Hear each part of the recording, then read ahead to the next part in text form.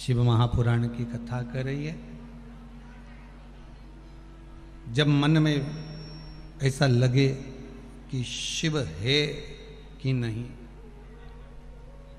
कई लोगों के मन में एक प्रश्न खड़ा हो जाता है कि हम शंकर भगवान को जो जल चढ़ा रहे हैं वो भगवान वो गढ़दानी त्रिकालदर्शी कैलाशी शिव उसको प्राप्त कर रहा है कि नहीं कर रहा।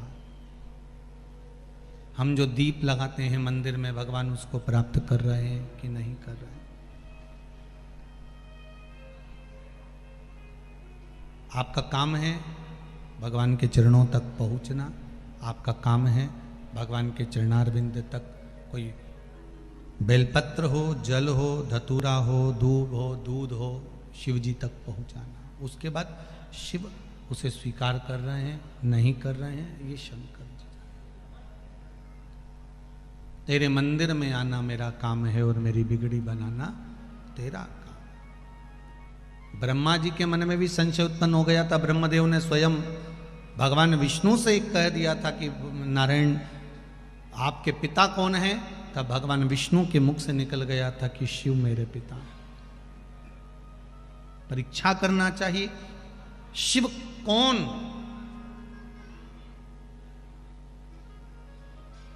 शिव, कौन शंकर। तब ब्रह्मा और विष्णु ने मिलकर एक पर्वत को घुमाना प्रारंभ करा और उस पर्वत को घुमाने से एक शिवलिंग की आकृति प्रकट हो गई। उस शिवलिंग को भगवान विष्णु ने हाथ जोड़ लिए।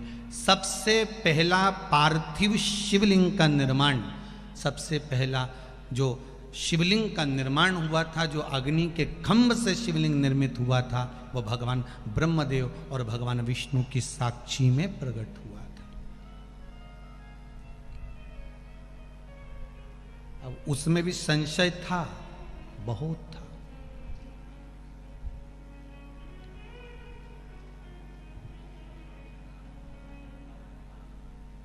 कई बार हमारे मन में भी आ जाता है कि हम भगवान का नाम रट तो रहे हैं, हम भगवान का नाम ले तो रहे हैं, क्या भगवान हमारे मंत्र को, क्या भगवान हमारे नाम को, क्या भगवान हमारे भजन को स्वीकार कर रहे हैं कि नहीं कर रहे हैं।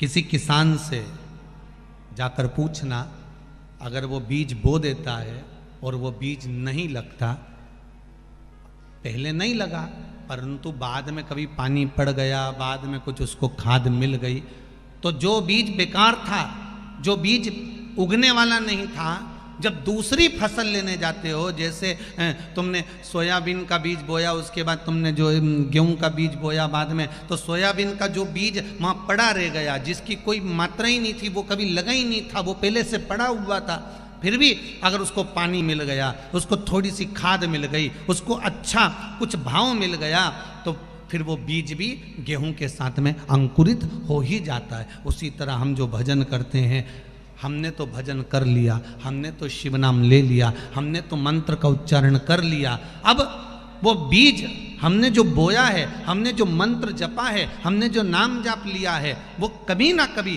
अंकुरित जरूर होगा और शंकर उसका फल जरूर प्रदान करेगा। हम जो ले रहे हैं उसका फल हमें मिलेगा, प्राप्त होगा।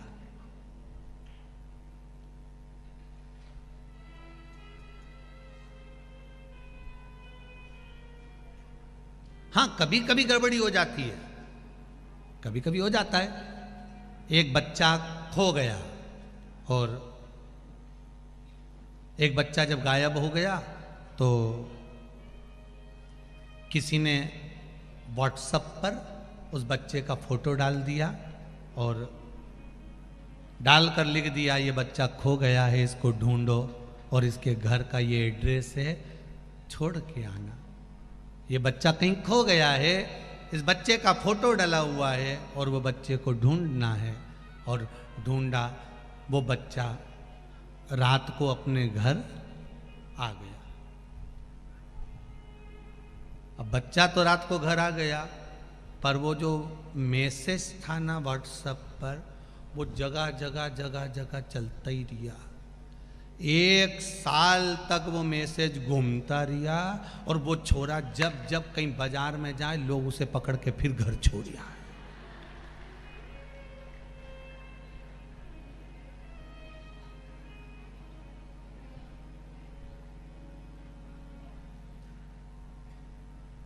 आखिरी में वो लड़के ने नीचे एक लाइन लिख दी कि अब मैं मरने जा रही हूं।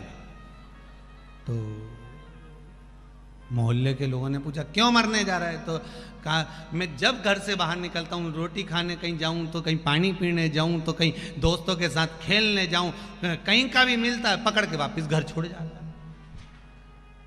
अब वो खोया हुआ 1 साल हो गया, पर पकड़ने वाले अभी भी तैयार, अभी भी उसको पकड़ पकड़ के घर छोड़ के आ जाता।